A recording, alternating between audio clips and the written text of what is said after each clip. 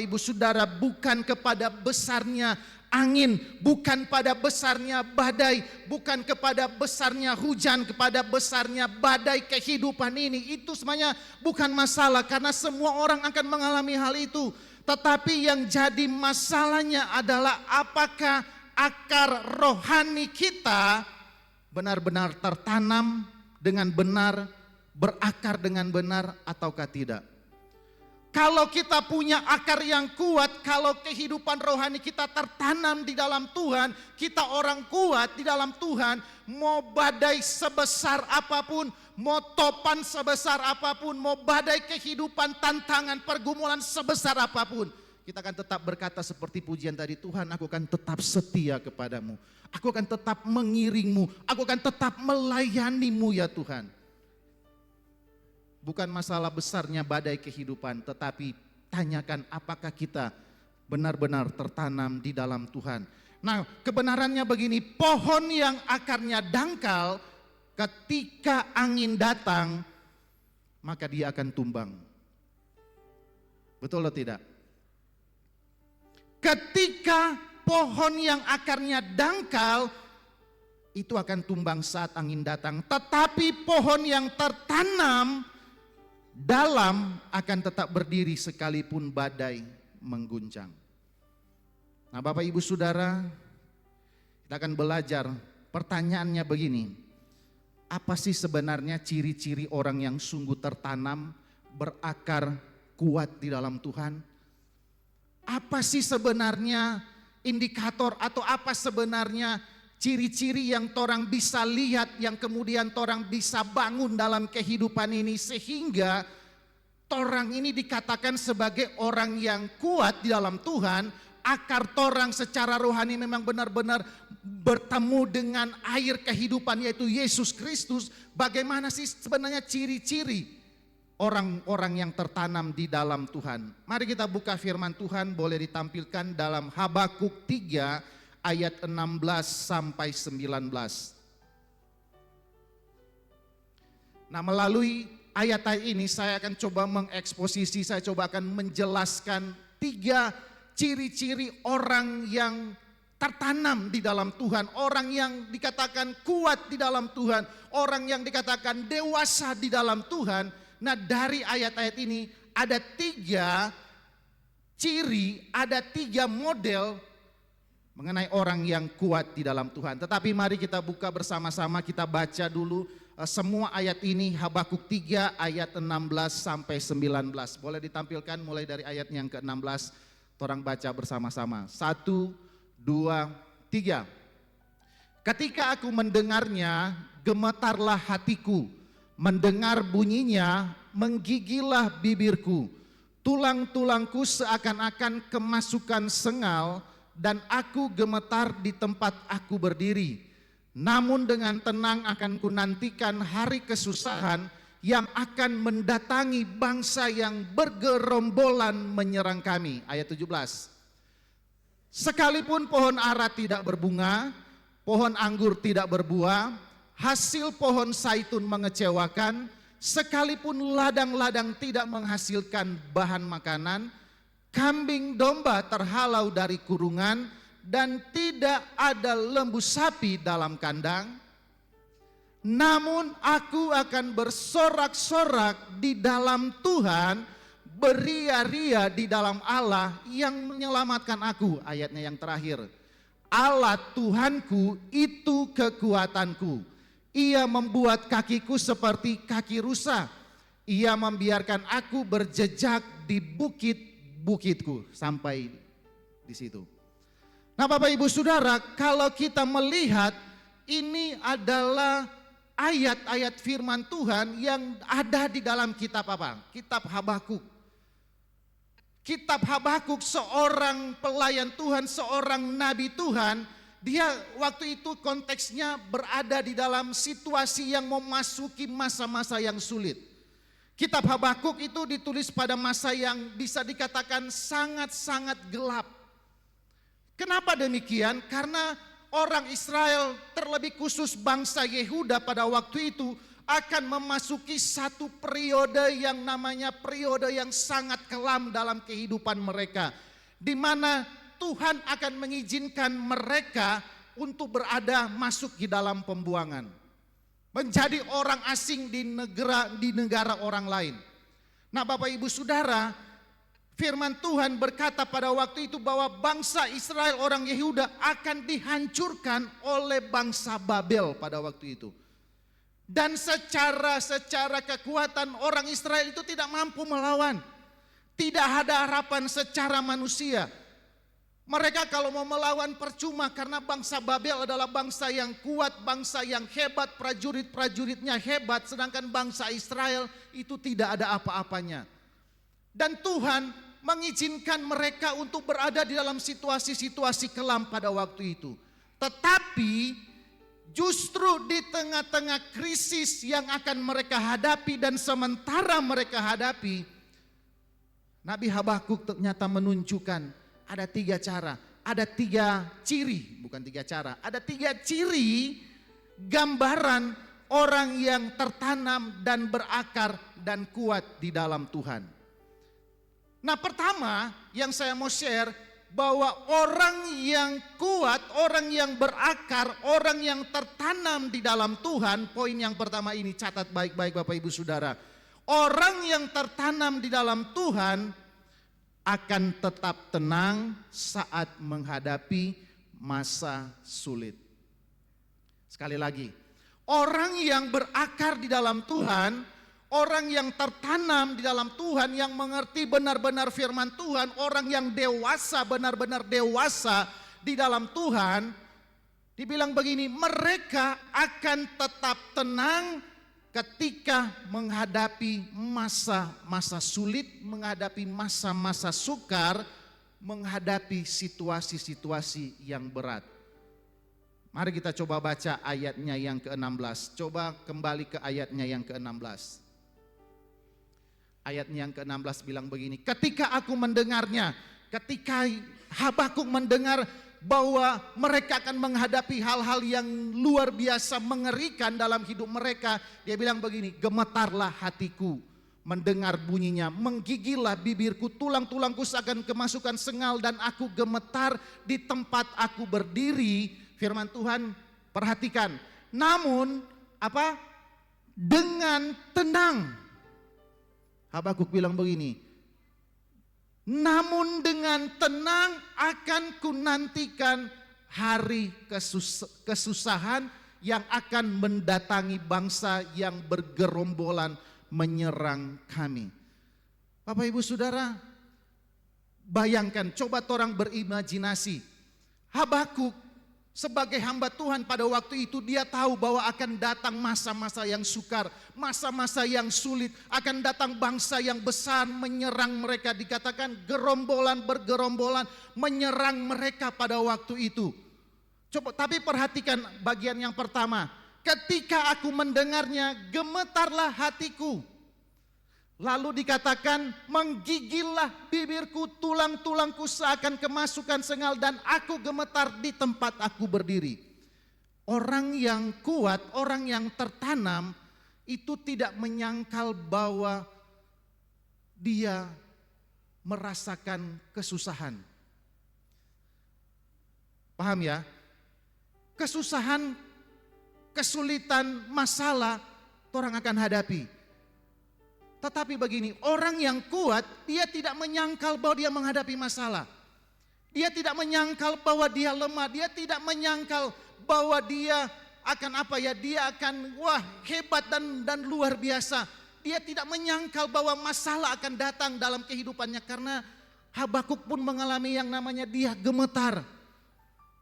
Habakuk pun mengalami yang namanya menggigil. Dia dikatakan gemetar di tempat, artinya dia mengalami ketakutan secara emosional. Bapak Ibu Saudara pernah mengalami ketakutan? Orang harus jujur, ketika ada masalah, badai, pergumulan, orang manusia seringkali takut. Dan itu normal. Ketika orang khawatir itu normal.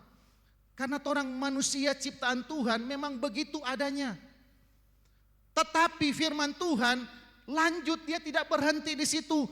Habakuk mencontohkan suatu gambaran ciri orang yang kuat di hadapan Tuhan. Dia bilang begini, sekalipun aku mendengar hal itu, tetapi dia bilang begini, namun dengan tenang akan kunantikan hari kesusahan. Dengan tenang akan kunantikan hari kesusahan. Iman tidak membuat seorang kebal dari rasa takut. Orang tidak kebal dengan rasa takut. Tetapi seharusnya ketika iman orang benar di hadapan Tuhan, orang akan berubah dari gemetar menjadi orang yang tenang di hadapan Tuhan.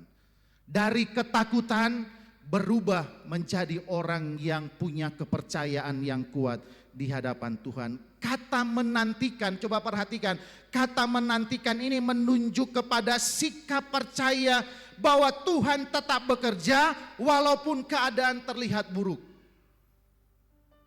Kata menantikan ini menunjuk pada sikap percaya, sikap tenang bahwa Tuhan, ingat, bahwa Tuhan tetap bekerja walaupun keadaan terlihat buruk. Nah, orang yang berakar, orang yang kuat di dalam Tuhan tidak panik, tidak reaktif, tidak kehilangan arah karena ia tahu Tuhan memegang kendali hidupnya. Itu orang yang kuat, itu orang yang tenang, itu orang yang dikatakan dewasa di dalam Tuhan. Nah, banyak ayat-ayat pendukung, salah satunya Mazmur 37 ayat 7 berkata, berdiam dirilah di hadapan Tuhan dan nantikanlah Tuhan. Ketika ada masalah, ketika ada pergumulan, please jangan reaktif. Jangan panik.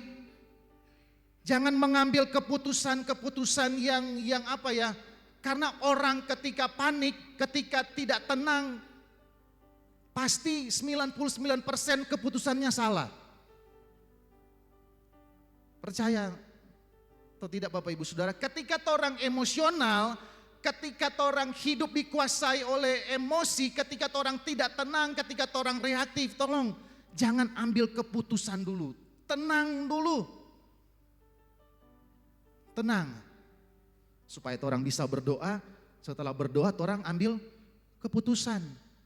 Itu yang Tuhan mau dalam kehidupan orang sebagai orang percaya. Karena firman Tuhan bilang berdiam dirilah di hadapan Tuhan dan nantikanlah Tuhan. Artinya biar orang mengandalkan Tuhan, orang menantikan pembelaan daripada Tuhan.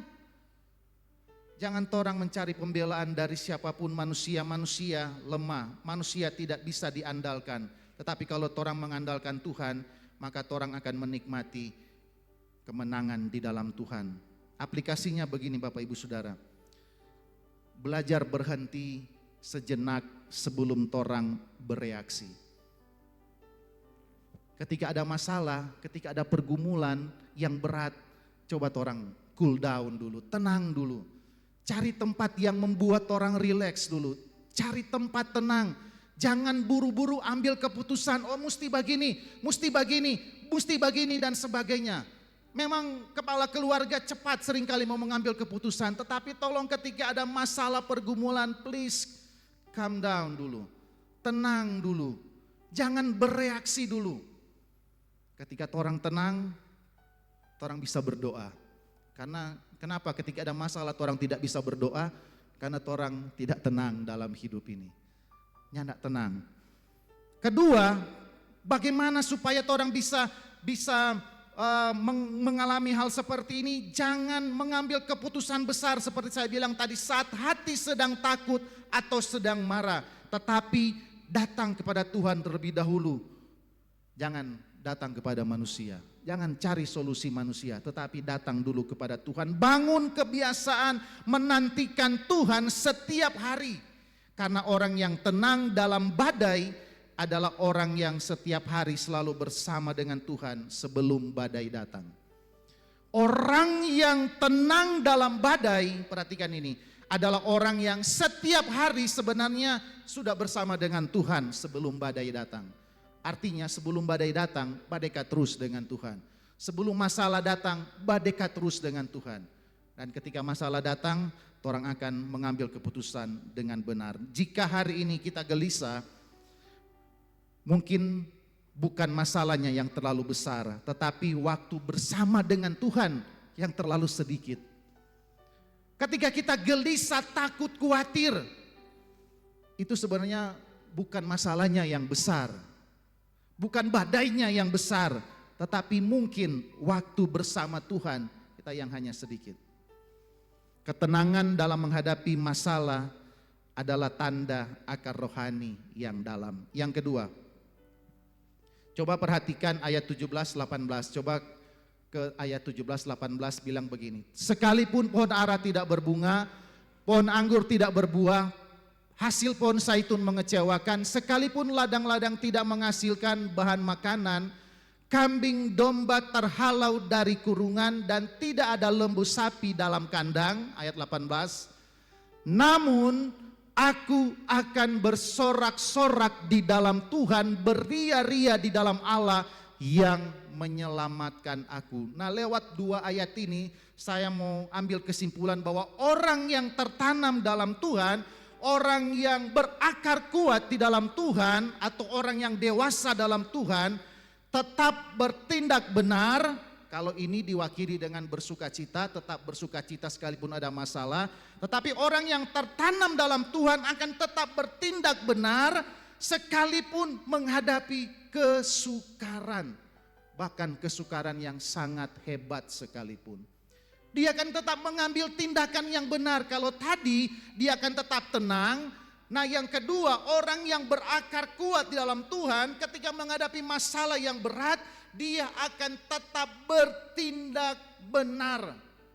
Dia tidak akan melakukan hal-hal yang menyakiti hati Tuhan, tetapi dia akan mengambil tindakan keputusan yang benar. Di sini dia bilang, sekalipun apa pohon ara tidak berbuah, coba ayatnya yang ke-17, sekalipun, coba, sekalipun pohon ara tidak berbunga, pohon anggur tidak berbuah, hasil pohon zaitun mengecewakan, sekalipun ladang-ladang tidak menghasilkan bahan makanan, kambing domba, artinya sekalipun terjadi krisis ekonomi yang sangat hebat, terjadi masalah-masalah yang luar biasa, tetapi ambillah keputusan yang benar, tetap hidup benar, mengambil keputusan, amin.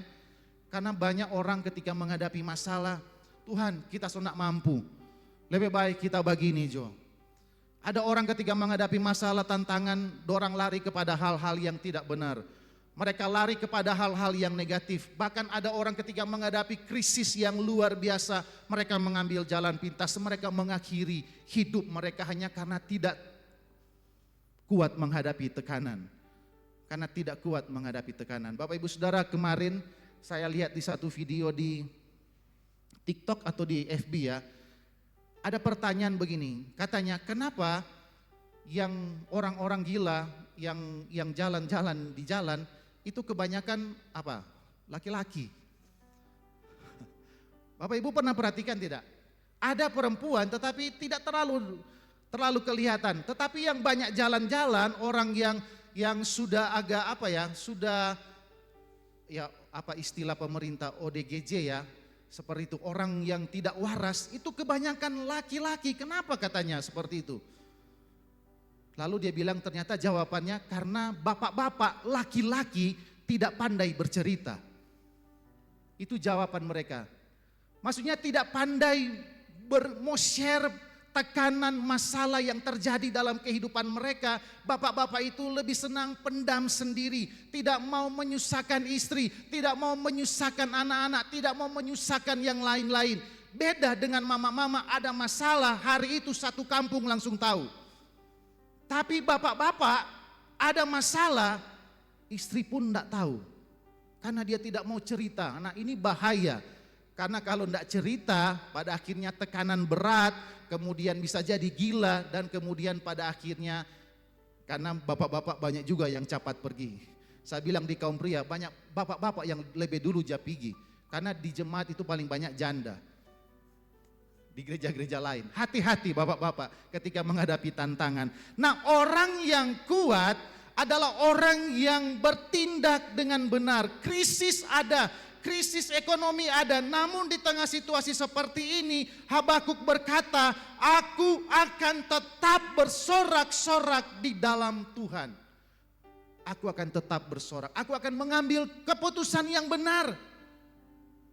Hari torang,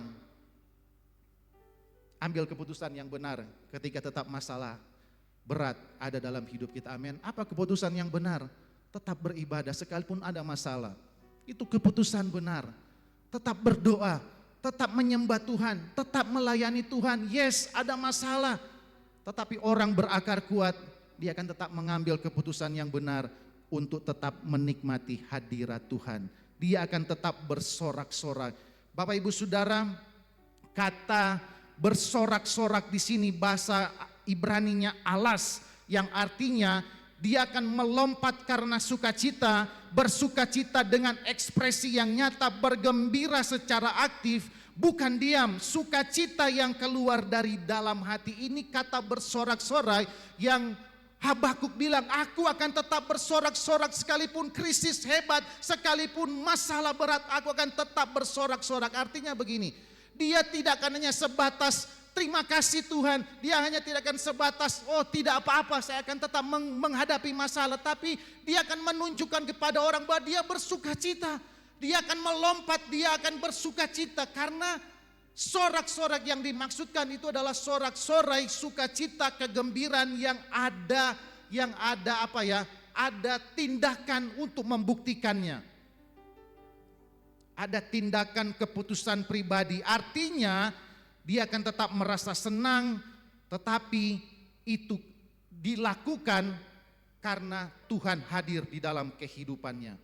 Bersorak-sorai berarti keputusan iman untuk tetap bersukacita secara aktif di dalam Tuhan, bahkan ketika keadaan hidup tidak memberikan alasan untuk bersukacita. Nah, Habakuk mengajarkan bahwa orang percaya sejati tidak menunggu keadaan berubah untuk bersukacita. Ia bersukacita karena Allah tidak berubah.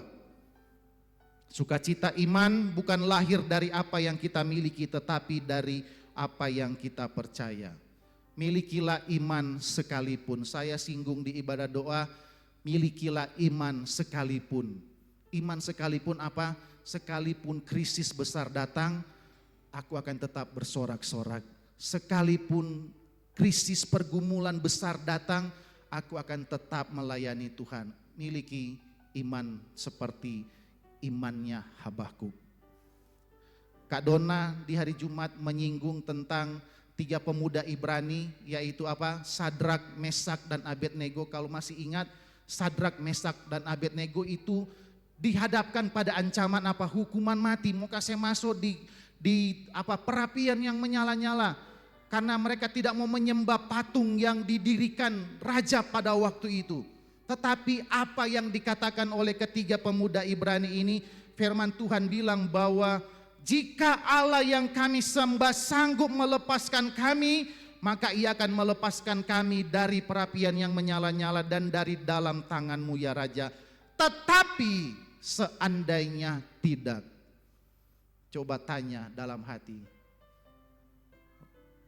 jika seandainya tidak, jika seandainya Tuhan tidak menolong, jika seandainya usaha saya gagal, jika seandainya, Bapak Ibu Saudara bisa tambahkan, jika seandainya tidak, hendaklah Tuanku mengetahui ya Raja, bahwa kami tidak akan memuja dewa Tuanku dan tidak akan menyembah patung emas yang Tuanku dirikan itu. Wah, hebat. Ini orang yang punya karakter kuat dalam Tuhan, orang yang bertumbuh, orang yang berakar, tatanam kuat. Dia akan bilang begini, saya tahu Tuhan pasti tolong, dia berkuasa, saya tahu pribadinya hebat dan luar biasa. Tetapi kalau pun seandainya Tuhan tidak tolong, ingat, saya akan tetap mengiring Tuhan. Saya akan tetap melayani Tuhan, saya akan tetap ikut doa, saya akan tetap melakukan hal-hal yang benar. Karena itulah yang Tuhan mau kita lakukan dalam hidup ini. Belajar bersyukur bukannya saat diberkati, tetapi saat belum melihat jawaban pun, orang akan tetap bilang terima kasih Tuhan. Terima kasih Tuhan. Jangan ukur kasih Tuhan dari keadaan hidup. Karena Tuhan tetap baik meskipun situasi belum baik. Banyak orang menjauh dari Tuhan saat susah. Padahal justru saat itulah akar iman kita sedang diuji. Jangan menjauh dari Tuhan. Yang ketiga, yang terakhir. Mari saya undang tim altar untuk naik ke depan. Para pemain musik, ini dengan cepat saya akan seberangkan. Coba tampilkan ayatnya yang ke-19, terakhir. Ayat 19 bilang begini, ini penting Bapak Ibu Saudara. Allah Tuhanku itu kekuatanku, Ia membuat kakiku seperti kaki rusa. Ia membiarkan aku berjejak di bukit-bukitku. Perhatikan ini, Allah Tuhanku itu kekuatanku, amin. Torang pe kekuatan Tuhan, amin. Bukan koneksi kita, bukan uang kita, bukan yang kita miliki, tetapi Allah Tuhanku itu kekuatanku. Tetapi perhatikan ini, Ia membiarkan kakiku seperti kaki rusa. Katanya Habakuk itu seperti memiliki kaki rusa. Dari kaki yang biasa kemudian berubah menjadi kaki rusa. Kaki rusa yang membiarkan berjejak naik ke bukit-bukit. Ini keren Bapak Ibu Saudara, ini luar biasa. Poin yang ketiga, orang yang tertanam dalam Tuhan akan menjadikan penderitaan, kesukaran, kesulitan sebagai proses pembentukan atau latihan rohani yang membuat dia semakin kuat di dalam Tuhan. Ini orang yang tertanam, ini orang yang kuat di dalam Tuhan, bahwa penderitaan, kesukaran tidak akan membuat dia jauh dari Tuhan, tetapi penderitaan, kesukaran hidup dia anggap sebagai apa? Sebagai latihan rohani. Supaya otot-otot imannya semakin kuat, kaki-kaki rohaninya semakin kuat, bisa naik ke bukit-bukit yang tinggi. Bapak Ibu Saudara, kalau ada masalah, apa yang kita lakukan?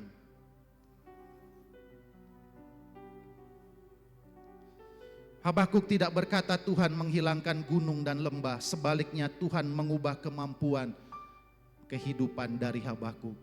Tuhan tidak hilangkan masalah, tapi Tuhan tambahkan kekuatan. Kakinya jadi kaki seperti rusa yang bisa naik ke level yang lebih tinggi.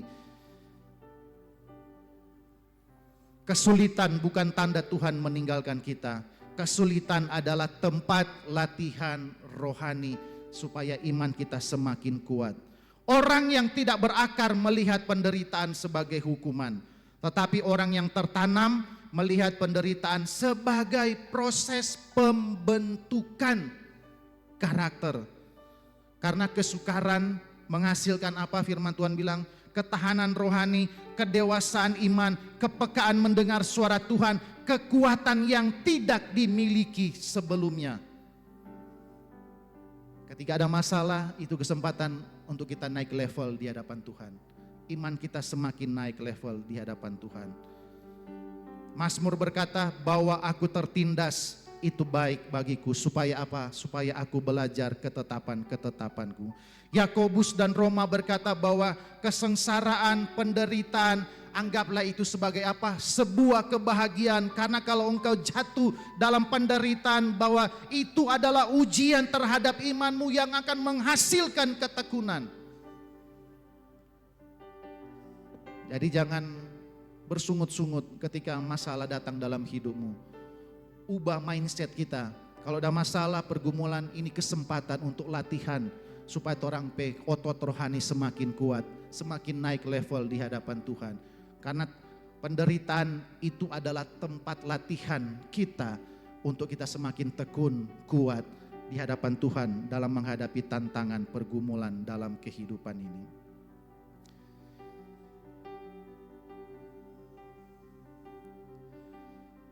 Banyak orang Kristen ingin berkat Tuhan tetapi tidak mau bertumbuh akar rohaninya. Akar rohani dibangun melalui doa yang konsisten, firman yang direnungkan dan dilakukan, kesetiaan dalam beribadah, ketaatan saat tidak ada yang melihat. Hari ini Tuhan tidak sedang mencari orang yang percaya yang hanya kuat di depan orang lain, tetapi orang yang kuat di dalam Tuhan. Tundukkan kepalamu. Renungkan firman Tuhan. Tanyakan pada diri sendiri, apakah saya mudah panik ketika ada masalah datang? Apakah sukacita saya bergantung kepada keadaan? Apakah saya masih berjalan ketika doa belum dijawab? Jika jawabannya belum, hari ini Tuhan mengundang kita untuk kembali, untuk menanamkan hidup lebih dalam di dalam Tuhan. Karena badai pasti datang. Saya janji, saya bukan tetapi yang pasti akan datang adalah badai dalam hidupmu. Tetapi orang yang berakar, saya berdoa tidak akan tumbang, karena dia punya akar yang kuat di dalam Tuhan. Sekalipun Tuhan tidak menolongku, mari kita nyanyikan pujian ini.